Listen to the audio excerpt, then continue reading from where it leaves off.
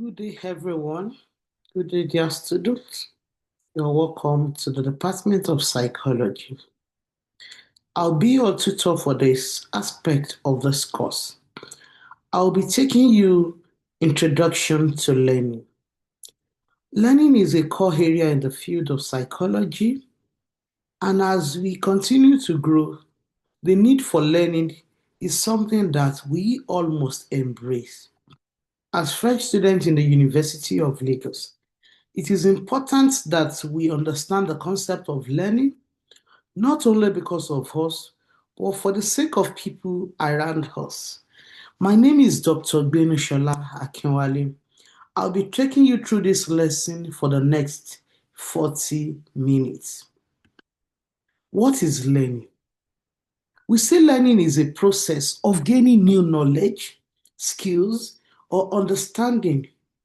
It can be a result of study, instruction, or experience. Learning can also refer to the knowledge or skills that is acquired through the process. In psychology, learning is the modification of behavior through experiences, training, practice. It can be enhanced by cognitive, environmental, and emotional factors. Learning is a relatively lasting change in behavior resulting from observation and experience. Let me give you an example. We all learned our basic numbers when we were in our elementary classes, like number 1 to 10, letter A to Z. And I can say they are lasting experience because we now know it. Nothing can take it away from us. So also the way we sit, the way we talk, the way we do certain things in life, they are things that we have acquired over a period of time. And that has actually modified our behavior. It is the acquisition of information knowledge and problem solving skills. When you think of learning, it's easy to focus on formal education that takes place during the childhood to the adulthood stage. But in the real sense of it, learning goes beyond the formal education. Our ability to sit, to stand, to even drink water, all of these are functions of learning. Going further with the definition of learning. However, learning is an ongoing process that takes place throughout life and is not confined to the classroom. Oh, yes, learning is not confined to the classroom alone. Learning is an ongoing thing. You start it from the moment you're being given birth to, and that continues throughout one's life. Even my 75-year-old mom still learns to do one or two things that she thinks are important for her. It is also important to remember that learning can involve both positive and negative behaviors. Learning is a natural and ongoing part of life that takes place continually, both for better and for worse. So many good behaviors you see out there are things people learn. So also bad behaviors. Bad behaviors like theft, burglary, stealing, prostitution, among a host of other behaviors that are negative. They are things people learn. It may not be directly, but maybe indirectly, maybe through observation as they are growing up, they see that a lot of people engage in some of these things and they make living out of it. Also, learning means becoming more knowledgeable and living a better life. All of us in this classroom this at this particular hour, we are all here to become more knowledgeable. And why are we striving to be more knowledgeable? We are doing all of this so that we could have a better life. In other instances, it means learning behaviors that are detrimental to health and our well being.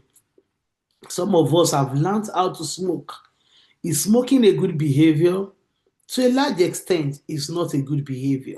So that means one can also learn behaviors that can be detrimental to one's health and one's well being. The word learning obviously means for us to think of study in the classroom or other related activities. Have you ever wondered why you reach for your phone every time you hear it ring, or when you follow the same pattern at work each day, or when NEPA or PHCN have seized your light, you still navigate or find your way to your bathroom? Why are all of this happening? This is because you have learned all those things over a period of time, and we can call that learning by association. There are different types of learning in the field of psychology. The first one we emphasize on is learning by association. When you learn by association, you have learned that whenever your phone rings, the next thing is for you to pick it and talk to someone. That means you have associated the ringing of the phone to talking to someone. It could also be by reinforcement. In reinforcement here, we are talking about you are getting a kind of reward or consequence for that behavior. The last one on the list is observation. This one impacts the way we acquire knowledge, the habits we pick up, and the behavior we tend to mimic. The psychology of learning. That is why we're here today. What is psychology of learning? The psychology of learning focuses on a range of behavior to how people learn and interact with their experience of people around them. The Pavlov dog drooling offer a very good example in the field of psychology as to how people learn.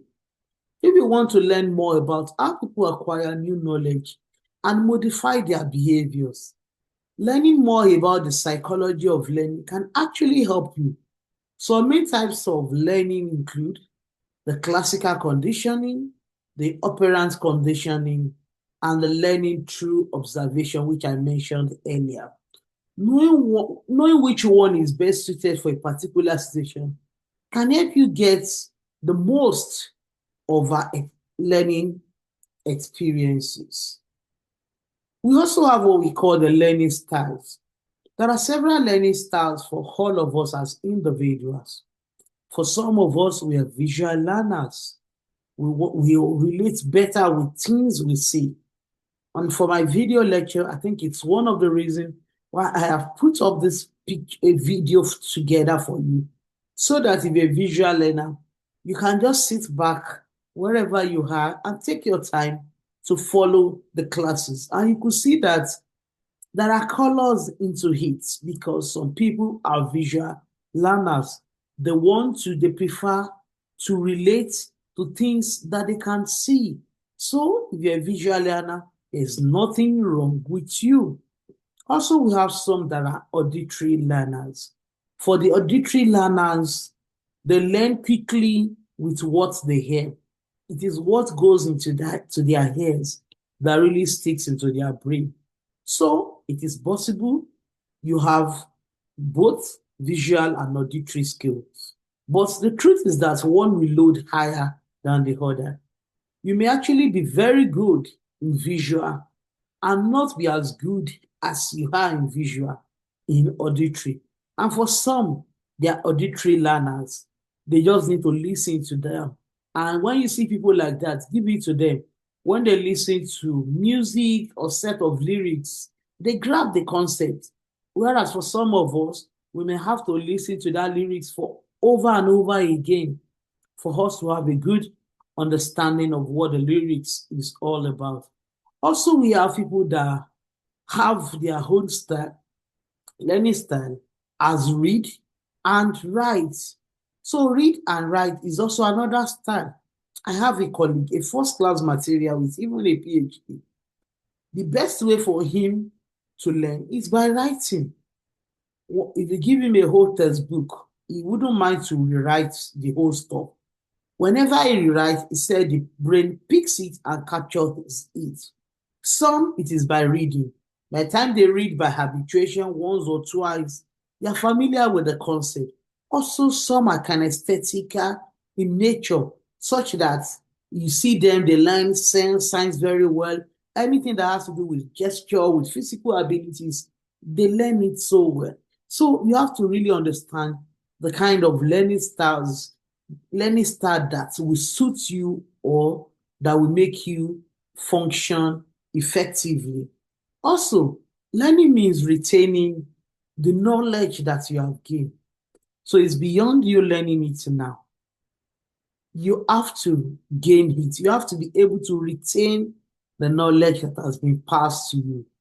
If you see that a new vocabulary is in another context, it will help you to understand its meaning. So let's say if the toilet starts running again in the future, you may need to watch the video again to refresh your memory on how to fix it.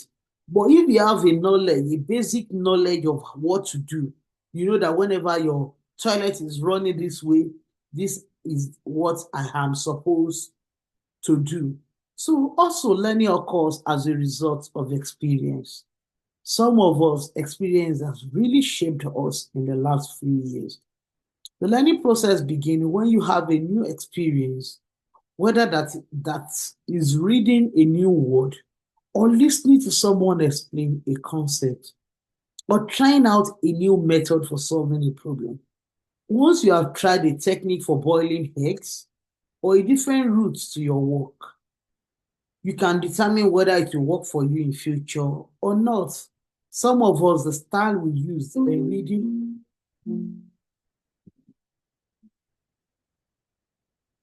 the style we used in reading when we were much younger, we may try the same style today and it will not work for us again.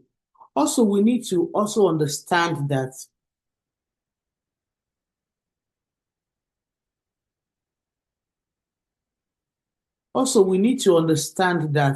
experience can actually create a permanent change in us. When we have learned certain things over a while, we get over it and we have gained mastery over it. Learning can affect our attitudes, our knowledge, or behavior. There is far more to learning than book learning. Yes, you can learn new concepts, new words, new facts from your books, but you can also learn how to do things and how to feel about certain things. So learning can actually affect our attitude. Maybe in the past, your attitude towards University of Lagos is that, oh, when you get to University of Lagos, you will just come and have fun, play for 5 years, collect your degree, and check out of the institution. But having arrived at the University of Lagos, you now see that beyond playing, there are a lot of things that you really need to do about University of Lagos for you to be the best of yourself. That means your attitude may actually change concerning University of Lagos. How learning works. The process of learning is not always the same. Learning can happen in a wide variety of ways. To explain how and when learning occurs, psychologists have proposed several theories that can be used. And those theories have been used over the years, and we can say to a large extent they are quite effective in the explanation of learning. Firstly, you can learn through classical conditioning.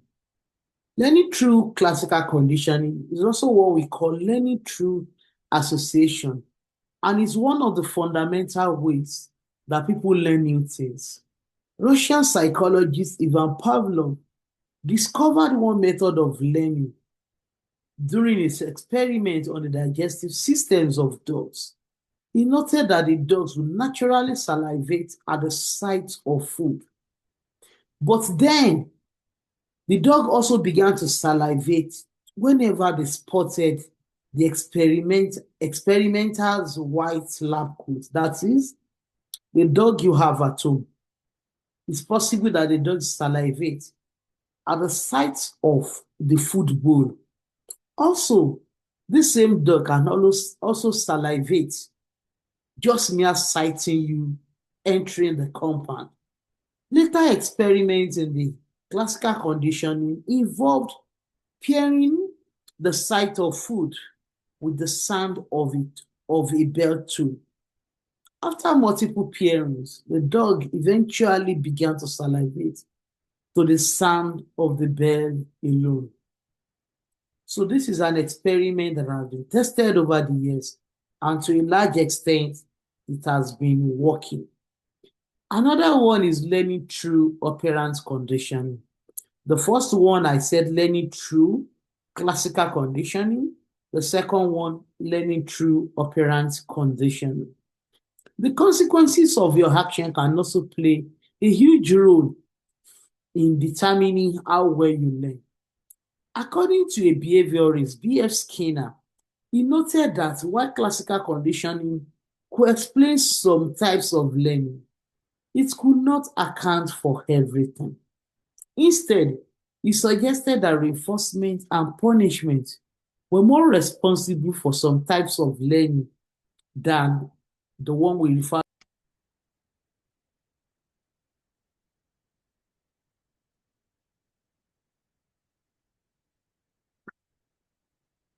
Okay. Yeah, thank you. So when we say learning through operant condition, when someone immediately follows a behavior, when something immediately follows a behavior, it can either increase or decreases the likelihood that the behavior will occur again in future. This process is referred to as operant conditioning. For example, imagine you just got a new puppy and you would like to begin training this puppy to behave in specific ways. Whenever the puppy does what you want it to do, you reward it with a small treat or a gentle pat. When the puppy misbehaves, you scold the puppy and you do not offer affection. Eventually, you realize that this puppy will continue to behave in ways that you want because they want to be reinforced positively. We also have what we call learning through observation. When we talk about classical conditioning and operant condition, they can help you explain human behaviors. Also, psychologist Albert Bandura also challenged the two previous styles. That is the classical conditioning, where you learn by association, the operant conditioning, where you learn by as by reinforcement. He is coming up with another one that he championed learning through observation. And for him, he believes that the way we behave is fondly based on our observation. According to him, observation learning occurs by observing the actions and consequences of other people's behavior. Let's say in the past you have paid your attention to watching how the robbers, the thieves, how they ended their life by punishment, by facing death hanging. All of this, when you watch it over the years, you will know that no, this is not a good route. And because of that, you have learned through observation.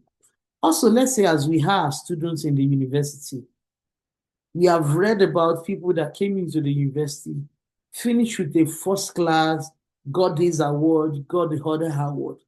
That observational learning will definitely shape many of us.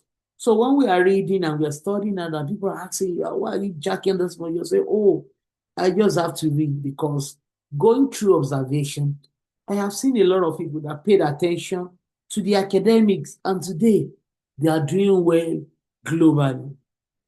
In a series of famous experiments, Bandura was able to demonstrate the power of this observational learning. Children watch video clips of adults interacting with a large inflatable bubble dolls.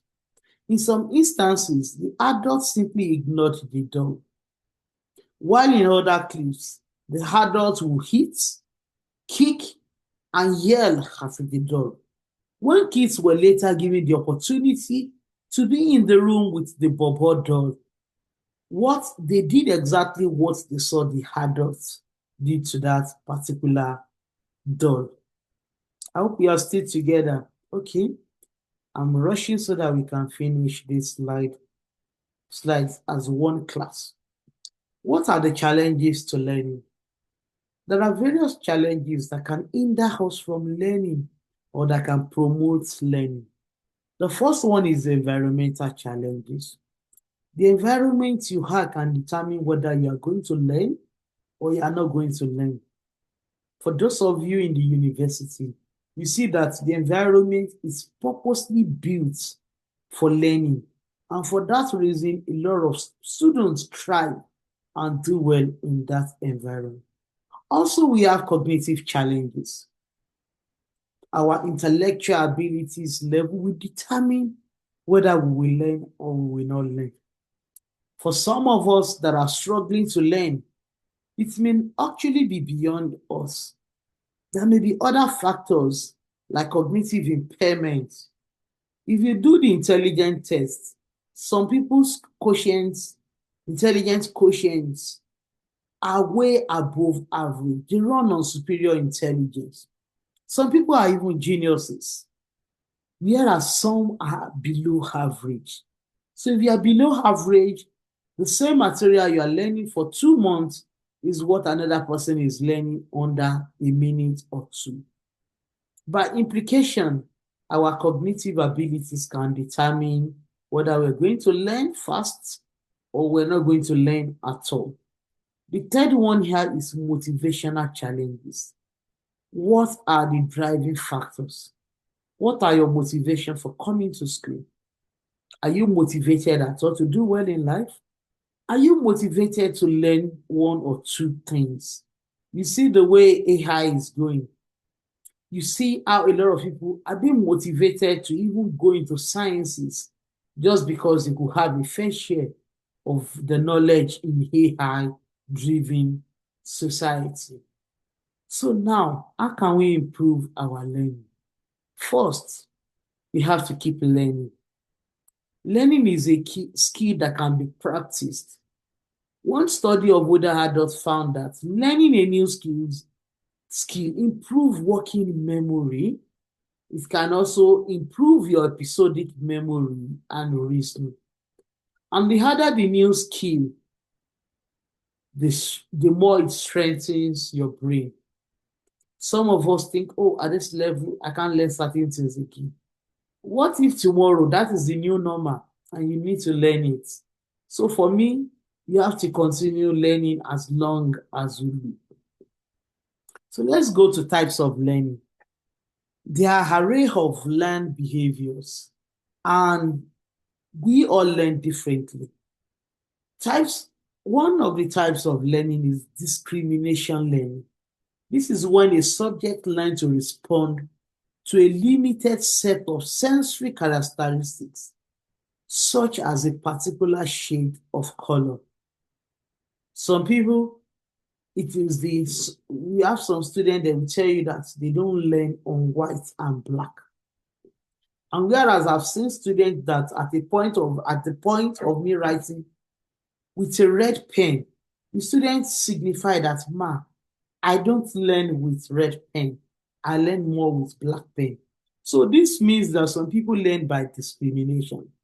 Also, some people learn by habituation, and that is me. I learn by habituation. I don't take chances with my notes and my material. If you teach me a subject matter in class, I familiarize myself with it. I can read the concept over and over again. And that is repeated stimulation. By the time I stimulate my brain repeatedly to that particular stimuli, you see me come to exam hall and score my distinction without any stress. And how am I doing it? It's because I learned by habituation. I repeatedly focus on that concept. If I'm having a challenge with a particular course, I just print out the notes. I can read it 50 times. By the time you read it over and over again, habituation will come in, your brain will stick to it, and you are good to go. Also, concept formation, the process of sorting experiences according to how you relate with those experiences. We have some that are problem solving. That's a form of perceptual learning. And for many people, they try to solve problems, and this can actually have to do with our perception and sensation. Also, we have psychomotor learning. The development of the neuromuscular pattern will determine the person's response to that sensory signals. Also, learning by association, conditioning, imitation, insights, imprinting, and other types of learning. Association is also good. If you learn by association, you know that, oh, dressing well means that only decent people will talk to me. That's association. And also learn by association by avoiding certain things like, oh, I don't want to go to that party, especially night party, because it's going to be middle of the night. And growing up, we usually associate middle of the night with bad things. And for that reason, that association is guiding you as to when and when not to go out. Type of learning can be classified in many ways. We have the formal learning, informal learning, and the non-formal learning. Depending on the way we are acquiring the learning, it's going to fall into one of these three categories. Some of us are familiar with our formal learning. You can see the desks and the chairs. This is intentional and organized. It takes place in a formal educational institution. We also have what we call the informal learning. That could be incidental in the sense that it takes place throughout one's life. It is not planned. That is, you don't plan informal learning. It just happens as you grow in life. Also, what we call the non-formal learning is also intentional and organized, but it is flexible. Let's say individual or group learning. Learning is learning because all of you are coming together. But it's not as if it's a formal setting where you have a tutor in front of you guiding it. I hope you are following me.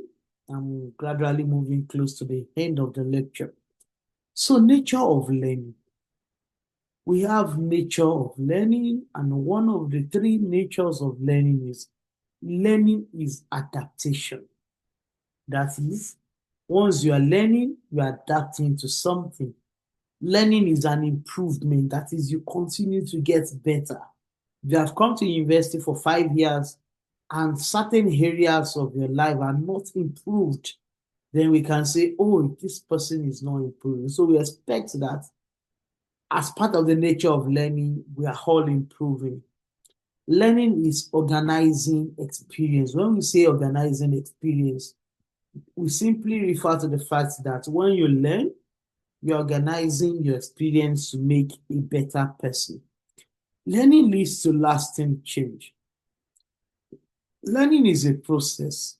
It is carried out through steps, and the learning involves a motive or a drive, an attractive goal, a block to the attainment of the goals.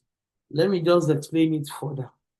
When we say learning is a process, we mean that there are three propellers driving it. The first one is motive. Why are you in school? Answer the question in your mind. Why am I in school? You have 30 seconds to answer that. The second one, what is the goal? If you are in school to study, the goal is to do what? Feel the goal in your heart. And the third one is that it is a block to the attainment of the goal. So you have come to the university to study law. The goal is to be a lawyer, and is a block to the attainment of one of your listed life goals. So you see that we have to all continue to learn. So also we have what we call the categories of learning.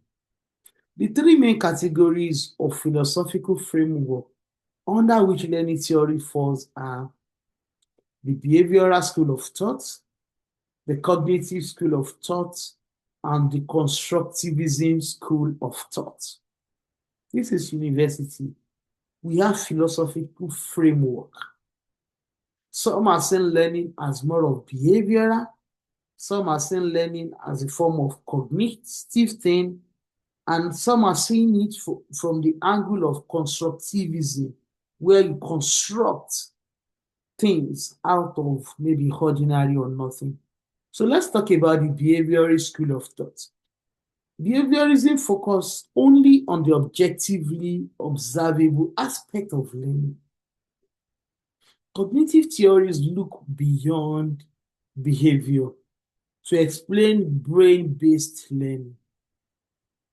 In addition, constructivism views learning as a process in which the learner actively constructs or builds new ideas or concepts. We'll be discussing the behavioral theories under the two broad categories. We have this SR theories, that is the stimulus response theory with reinforcement. Also, we have the here Thorndike trial and error theory. For the operant conditioning by B.F. Skinner, we have what we call the stimulus response theory without reinforcement. And when we say without reinforcement, that means we are referring to the work of Ivan Pavlov of classical conditioning.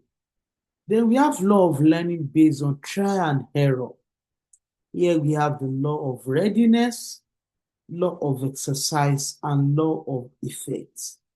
When we talk about law of readiness here, let me go back to the line. So according to Thorndike, there is law of readiness when you are ready to do that particular task. We also have law of exercise, that is, you are exercising it. And by the time you get to law of effect, that means you have gained mastery over the concept. Also, we have reinforcements, and this is basically championed by B.F. Skinner. I think I've mentioned it in the earlier part of the teaching. For B.F. Skinner, he championed the cause of operant conditioning. And operant conditioning is centered on the fact that humans are driven by consequences.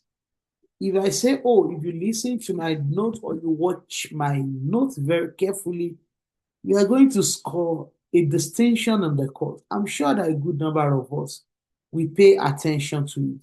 But if I say, oh, you don't have to watch it, then some of us will never watch it. So when it comes to positive reinforcement, we are talking about things that brings about favorable outcomes, something we like. Let's say you have a 5-year-old boy and you say, oh, Temiloluwa, if you return from school tomorrow, make sure you clean your table after eating. That if you can do that, Temiloluwa, I'm going to give you candy. I bet it with you, Temiloluwa will clean the table because there is candy associated with it. Also, you can see what we call a punishment, which I'm not really going to emphasize much on in this teaching. You can also say, Temiloluwa, if you don't clear your table, I'm going to spank you. That's a kind of positive punishment for Temiloluwa. So, but as individuals, we all love positive reinforcers because they help us, they strengthen our behavior, and these are things that keeps us going as human. Let me read what I have in the notes. In situations that reflect positive reinforcement, a response or behavior is strengthened by adding of something such as a praise or a direct reward, like say, oh, Temiloluwa, high five, a thumb for you, clap for Temiloluwa, or maybe after the class, you say, oh, let's clap for Dr. Akinwale, and all you all put your hands together. It's a kind of reinforcement. The reward may not be direct, as in candy, as in cash, but I'm being reinforced to do what I do. Also, we have what we call negative reinforcers. Negative reinforcers involves the removal of an unfavorable event or outcomes after the display of the behavior. In this situation, You are removing a response. You are removing something to strengthen the pleasant behavior you want for the person. This one can be very confusing. In both positive and negative reinforcement, what you are doing is that you are promoting good behavior. But in positive reinforcement, you are adding something, you are giving that person something like something tangible. But in negative reinforcement, you are removing something that the person does not enjoy doing. Let's say, okay, I have a child named Temiloluwa. Whenever Temiloluwa, a 12-year-old, returns from school, he must clear all the dishes and wash them. That is Temiloluwa's task. But because Temiloluwa is now doing well in school, I now say, oh, I want to reinforce Temiloluwa. I now said, oh, Temiloluwa, because you have done well in your mathematics or because of your award, don't do the dishes again. That means I have removed something unpleasant from Temiloluwa, which I consider dishwashing. So my effort is to promote the good behavior that Temiloluwa just started. So that means I can promote good behavior by positive reinforcement, by giving him something that he will enjoy, or removing something that he does not like, still to make Temiloluwa happy. Also, we have what we call punishment, still under the B.F. Skinner operant conditioning. In punishment, punishment is the presentation of an adverse event or outcome that causes a decrease in the behavior it follows. Punishment weakens behavior. There are two kinds of punishment. We have what we call the positive punishment, or we have the negative punishment. For the positive punishment, you may be wondering, can a punishment be positive and negative? Yes, in psychology, you can have it positive or negative. In positive, it refers to the application of something that is not favorable. Like, let me give you an example. Temiloluwa returned from school with a bad grade. And for me to punish Temiloluwa, I brought out my cane and I wiped Temiloluwa 6 strokes of cane. 5, 5, 5, 5, 5. What have I done? What I have done is positive punishment. I have added something not pleasant. Many of us growing up, we enjoyed that. Should I say we enjoyed that? Many of our parents in Africa so much uses positive punishment. But I tell you that is not the best. What does it do? It produces weaker adults, adults with low self-esteem, adults that cannot express themselves. It could even cause hatred. It could cause a permanent damage. So we never advocate for positive punishment. We now have what we call the negative punishment. In negative punishment, we are removing something the child considers favorable. Let's say we now say, Temiloluwa, because you have not done well in mathematics, in the next 6 days, I must not see you with any gadget or devices in the house. That is also a punishment, which I consider more effective. You are withdrawing benefits. Let's say all of you wants to go for vacation in July, and you are promising your kids like, oh, Temiloluwa, this at the end of third time, if all of you can do well, I'm going to buy you a ticket. You are going to San Francisco for a vacation with Uncle Daniel. We're going to have fun. We go to Florida. We have done all of this. And you now put a clause, Temiloluwa, if you fail either maths or English, you will not be part of the trip. What you have done, removing Temiloluwa from that trip, is a kind of negative punishment, which we consider more effective or more painful than the physical punishment where you do positive punishment. Let's say the boy fails, and all you could do as a parent at that point is to do, oh, I'll give you 6 strokes of cane. Can you actually compare 6 rows of cane, that is one off, with losing a vacation to Florida? Which one is the biggest? I tell you, the negative one, which is the trip to Florida, seems to be more painful than that 6 strokes of cane. Some of us at a point in secondary school, when they flog us, we dust it, and we are like, and so is that all you can do? So at a point, we're not taking some of our teachers serious. And that is what we have as in adulthood now, that we're now saying, oh, it's not actually the best when it comes to child rearing practice or learning. Let's move on to the Pavlov classical conditioning theory. Pavlov experiment or in himself did between 1849 and 1936. He founded the school of thought that we call the classical conditioning.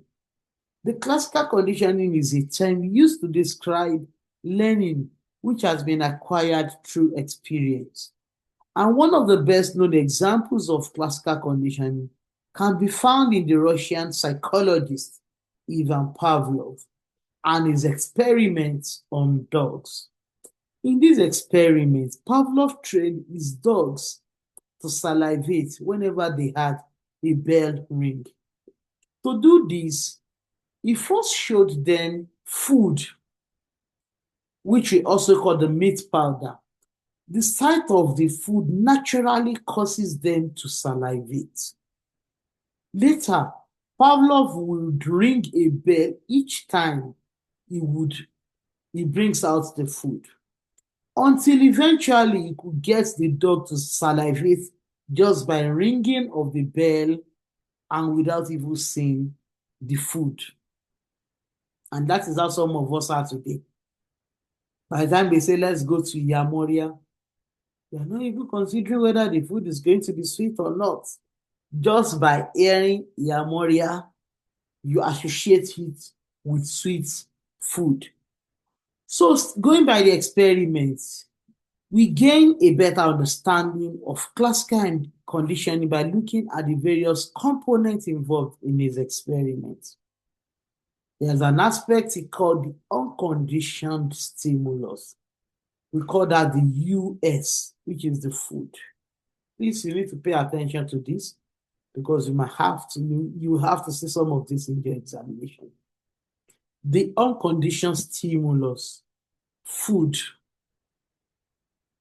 Conditioned stimulus, bell. So that means we have two issues here.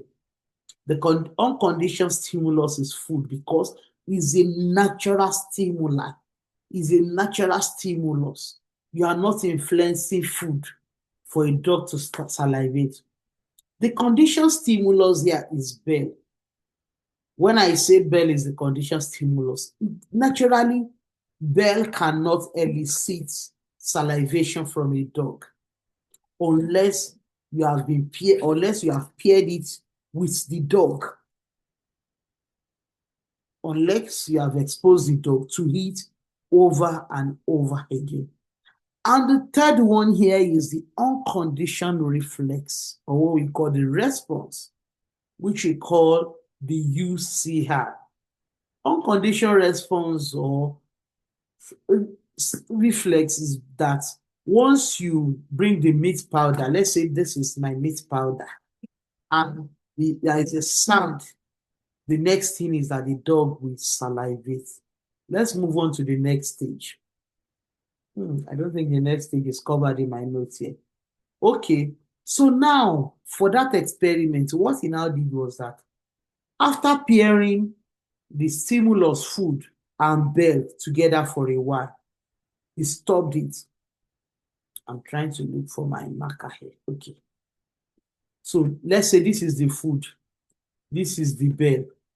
After adding these two together for a while, he realized that these two, that means we are talking about food plus bell. After pairing these two for a while, the dog naturally responded this way, which we now call the conditional response. Conditioned response means that after a while, the dog now started salivating to the sound of the bell. So that means in the beginning, we have the US plus the CS giving us the UCR. Just follow it. It's not going to confuse you. You have the CS, the US, that is the unconditioned stimulus, plus the conditioned stimulus, that is US plus CS, giving you UCR, that is unconditioned response. So later, he now removed the food. The moment he removed the food, he now rang the bell alone. The bell alone now produces what we call unconditioned, the conditioned response. That is, it is now CS plus CR.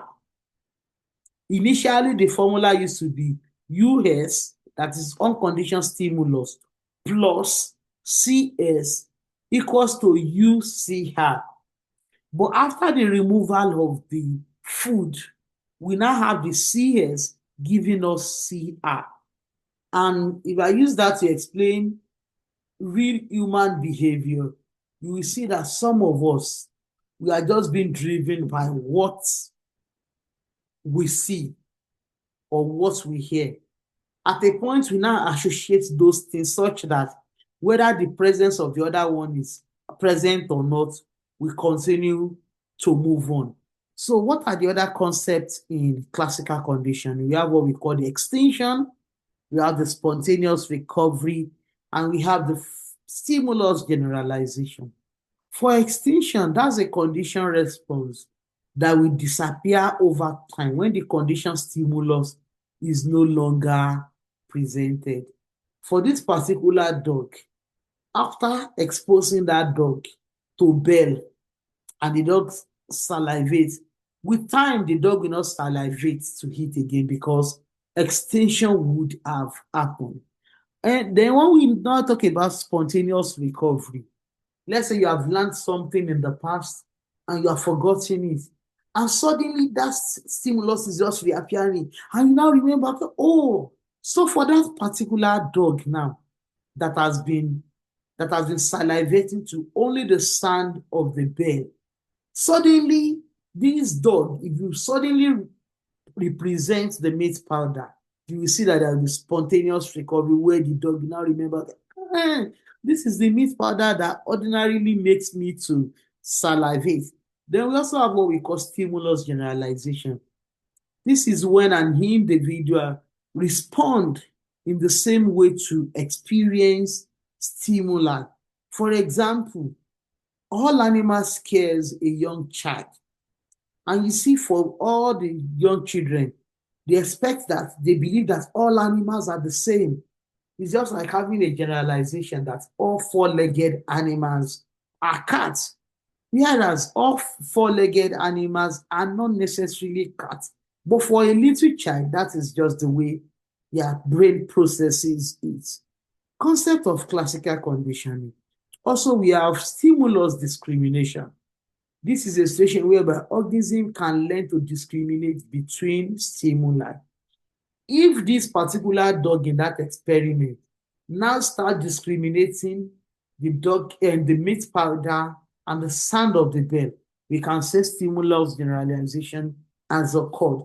Also now, this is the third one. I've talked about the operant conditioning using reinforcement and punishment, the two types, positive reinforcement and negative reinforcement, positive punishment and negative punishment. I've also discussed about the operant conditioning where the cat, where the classical conditioning, where I just discussed how Pavlov cat was able to respond to the presence of to the sound of the bell. And the last aspect of this teaching today is on observational learning. Observational learning is a process in which learning occurs through observing and imitating others. Albert Bandura's social learning theory suggests that in addition to learning through conditioning, people also learn through observing and imitating the actions of others. How is this applicable in real life? According to the theories propose that learning occurs through observation, imitation, and modeling, and is influenced by factors such as attention, motivation, attitudes, and emotion. This theory accounts for the interaction of environmental and cognitive elements that affect how people behave. The theory suggests that learning occurs because people observe the consequences of other people's action. Bandura's theory moves beyond behavioral theories, which suggests that all behaviors are learned through conditioning and cognitive theories, which consider psychological influences such as attention and memory. Bandura identified three basic models of observation learning. The first one is a live model, which involves an actual individual demonstrating or acting out a behavior. He also talked about a symbolic model, which involves a reel of fictional characters displaying behaviors in books, in films, in television programs, or even an online media. Many of us, we have our online symbolic model in the social media space now. The Instagram, the Regina Daniels, the Ned Nwoko, a host number of them are serving as symbolic model for many of us. For some of us, it's even Davido, Whiskey, Burna Boy, and a whole host of others. Not as if they have so much to gain, but they are just trying to like serving as a real fiction, a real symbol for them to really use. I see some people they dress, they say, "Oh, I'm Davido." Some people want to be like this. Some are going to different kind of runs, and they have those symbolic model they use. Also, we have a verbal instructional model. This involves description and explanation of behavior like the one I am doing in the class. So for the Bobo doll, as demonstrated in his classic Bobo doll experience, people will imitate the action of others without direct reinforcement. Four important elements are essential for effective observational learning. The first one is attention. The second one is motor skills. The third one is motivation. And the fourth one is memory. If you want to imitate someone, you have to pay attention to the person's skills. If you want to imitate someone, sometimes it may involve your motor skill. Maybe let's say the person is dancing and you are dancing that way. It may be motivation, the person is motivating.